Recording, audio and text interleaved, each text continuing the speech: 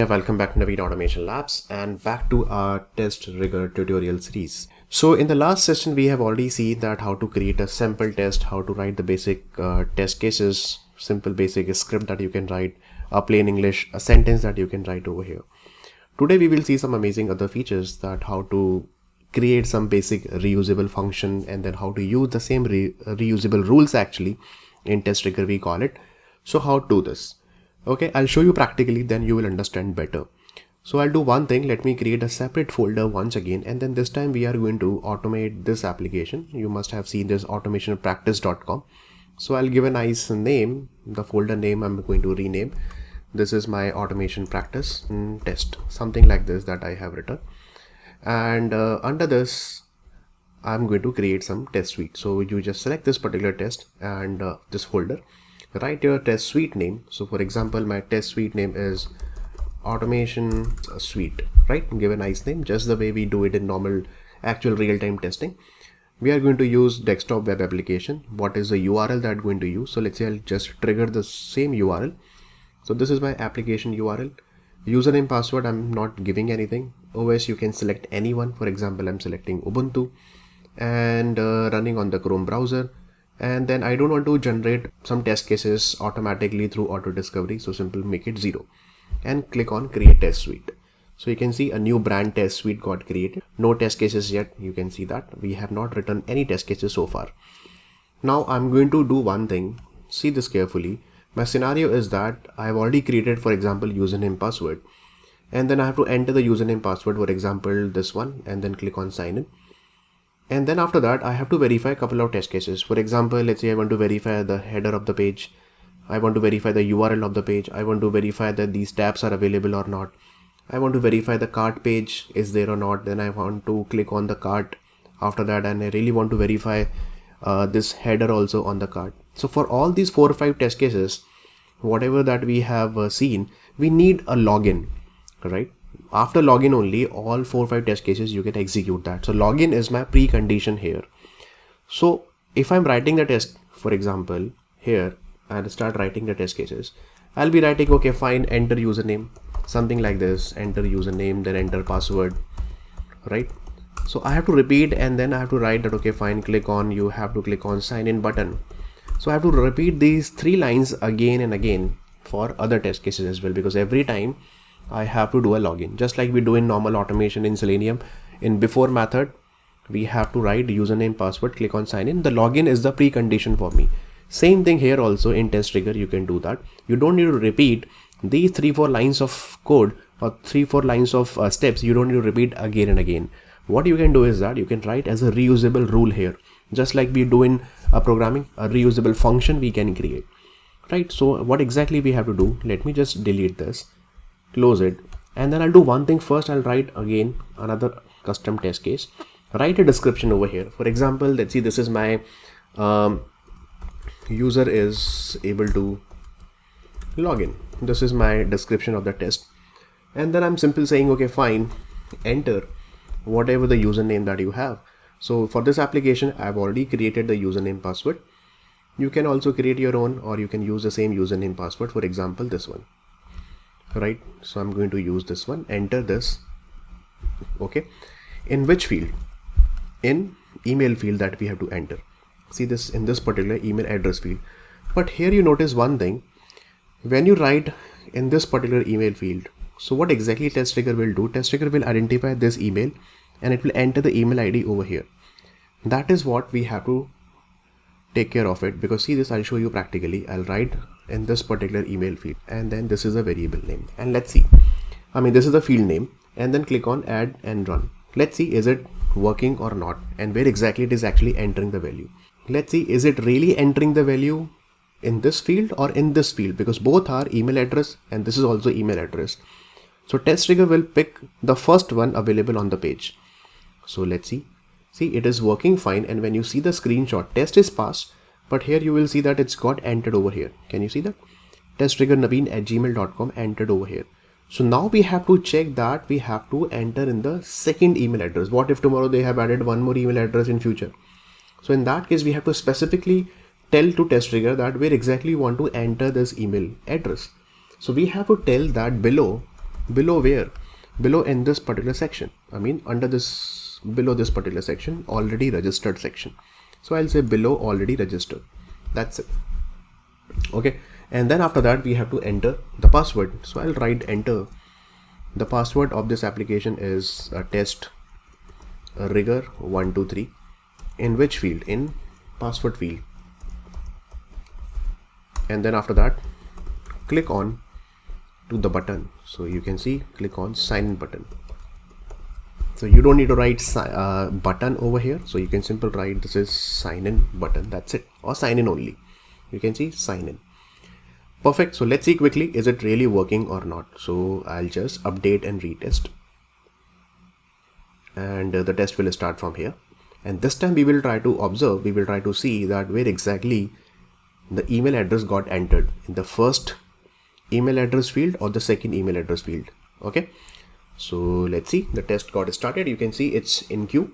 It takes few seconds of time to launch the browser, and it will generate and will start generating the screenshot here. So here you can see, this time you can see it's actually highlighting this entire section below already registered, and email ID password got entered over here exactly. So right. So whenever you got stuck into certain situations like that, where we have duplicate elements or duplicate labels kind of thing, then you can specify just like the nearby locator or nearby element or text that you can use it, like below already registered or above sign in button, like this also you can use that. Okay. And then the test is absolutely working fine and user is able to successfully logged into the application here. Perfect. Now for example, I really want to write some more test cases after login. So I don't want to repeat the same thing again and again. For example, let's see, this is my go to edit test case. These are the 3 steps that I have written. Copy this, and I really want to write one more test. So let's see, add one more test. So I have to repeat these 3 lines one more time, right? So after sign in, what do you want? So I same test steps for the home page in the previous test that we have written, this one, right? Because this is only for login. But what if I want to verify for the cart page or order page or some other pages? So it's not like that, okay, all the test steps that you are going to write that, okay, go to cart or something. We should always write a separate test case for that. So in that case, this login will become my precondition. I would say a reusable function or reusable step that I have to use it again and again. So in that case, what exactly I'm going to do that, copy the test steps, all these test steps from here, copy it. And what you do, there is one section, this is called reusable rules. You can see that. And here you can create a reusable rule. Whatever the rule name that you want to write, you can write that. Okay, so see this, I'm going to write the reusable rule name is, for example, app login. Okay, you give a name, let's see, label something like this. This is the name login, and then enter your steps here. And I really want to execute my execution steps. You select this execution steps, and then you simply save it. When you save it, you can see one new rule got created. Now you can use the exactly same rule name in your test cases. So simple go to your test case here, and then instead of writing this, you can delete this line. Okay, because it will become like a reusable rule for me. So just going to delete this. Now you don't have any test. Okay, after that I'll go to add custom test, and now I'm going to verify couple of things after login. So for example, after login, I really want to verify my account is there or not. So what will you do? So I'll check that home page header test. This is the description. And then whatever the login rule that you have written, you simply write app login that you have already created. The same rule name you have to write it over here. That's it. And then you will start writing the test steps for the home page header. So for home page header, let's see only one thing, that check page contains what? It contains my account. Same exact header you can take, my account, it contains or not. That's it, for example. And then click on add and run. When you click on add and run, so you open that. So first it will try to log in because of the reusable rules that you have written. See, this is the app login rule that we have written. You can give any name, exactly same name. You have to use it in your test case. So see this is what is there. So see, it just started. So it will try to log in. See, can you see it? It will try to log in, and see, it's checking the my account or not. You can see my account is there or not. Okay. And then you can just check edit test case. See this app login, exactly same rule name that I'm using it over here. Perfect. So let's see, this is my first test that I have written. So likewise, now I can write multiple test cases. Now the second test, let's see, I really want to write that after this, you really want to check that the URL is there or not. And then in this URL, it's saying that controller equal to my account or not. So how will you write it? See this carefully. I'll say that is my home page URL test. Fine. So how will you see this? See this, first of all, that app login, because to get the home page URL, I need to log in. So this is my predefined rule that I have used, app login. Then I'm saying one keyword here that is called grab URL. You can use it, grab URL, and I really want to store in a particular variable. This is just like variable we create in Java, right? Integer I is equal to 10. Same thing, let's see, I really want to create something like this, a string URL is equal to whatever the URL that http.com or something like this. So same thing, I'm going to use it over here in normal plain English. See this carefully. It's saying grab URL. Grab URL, you have to write this keyword stored value. This keyword is used for storing the value in a specific variable and whatever the variable name that you want to create. So grab URL store value. Let's see, this is my URL.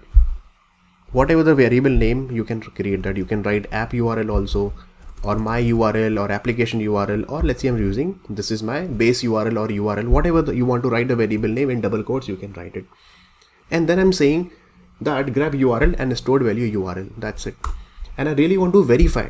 So to verify, we have to write check that stored, and just simple write grab URL and also you write it.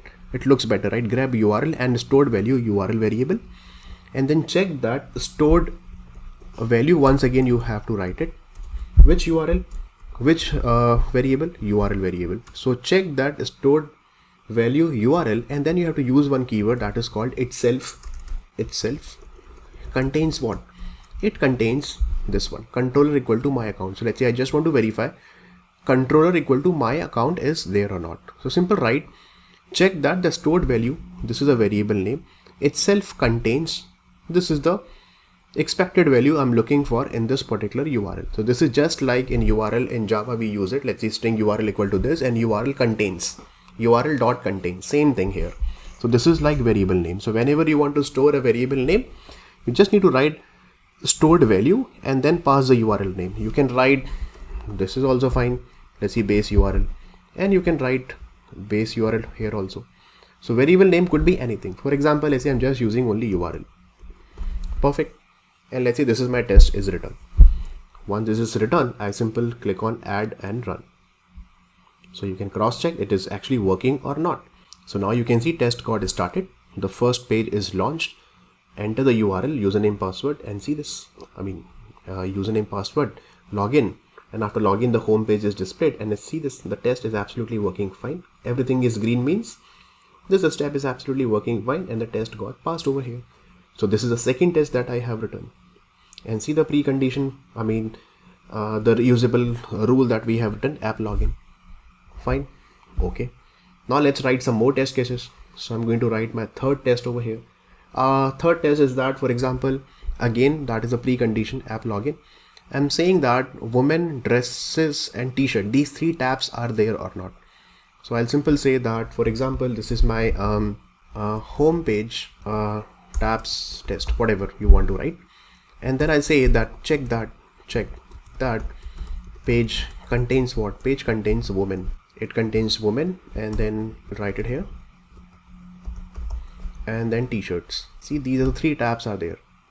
Women, dresses, and the t-shirts. Perfect. That's it.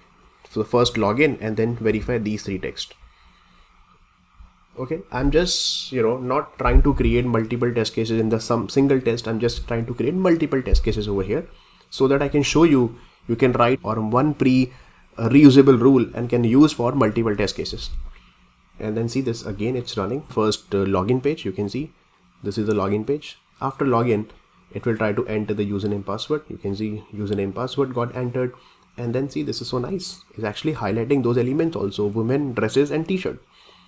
It's there on the page, and the test got passed. Perfect. So this is my third test that I have written. Now let's see, I really want to write one more test. I really want to check that the cart is there or not. If it is there, you click on it.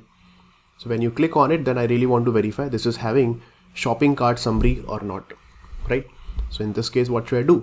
I'll write again one more test over here, and then this time I'm saying that test, something like this. Okay, and then we are coming from the home page, so I'll write home page cart test. Precondition is that first you have to log in. That is a reusable rule. And then after that, what should I do? And then after simple say that check first of all that page contains cart or not. Exact spelling you have to write, C capital. So I'm going to write cart here. Okay, and then I'm saying if it is there, then you click on cart. Okay, so let's click on cart. So it will go to the cart page. It will come over here, and then I really want to verify that shopping cart summary is there or not. So I'll write that check that page contains shopping cart summary or not. That's it. So let's see, this is my fourth test, and then you simply try to run it just to check it is working fine or not. So here you can see it's in queue. Started, again login. After login, it will go to the home page. See, it's coming to the home page, and after home page, see, it's trying to click on cart. You can see cart is coming in this highlighted color with the border, and then after clicking on this cart, see this, it's actually verifying shopping cart summary there or not. That's it. That's so awesome. And then this particular test is also working fine, right? So now I really want to execute all the test cases together. How will you write it? So simple, you click on select multiple. You can select all, or a specific test also you can run it, and then you simple select all and then click on run together. So see, I'm going to run it, all 4 test cases. Yes, I want to run, and then see 4 scenarios are running. So I'll just try to show you in one single window like this. See this first one, this is the second one, and this is the third one, and this is the fourth one. This is so nice. See, all the test cases is started at the same time in the parallel mode. You don't need to configure anything.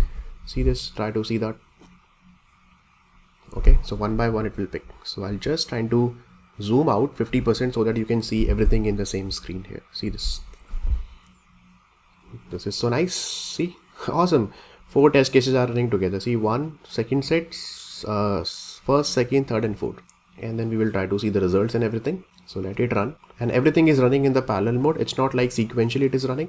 And once everything is done, all the test cases coming in the green color. See, when you see the green color sign over here, it means all the test cases passed here.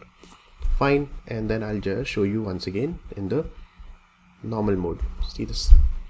You can see all the test cases got absolutely working fine. If any failure is there, it will tell you with the red sign with the error where exactly the problem. Perfect. And then again you unselect it. If you really want to select one more time, then you can, let's see, some important test cases also you can select it. For example, let's see, I'll show you once again.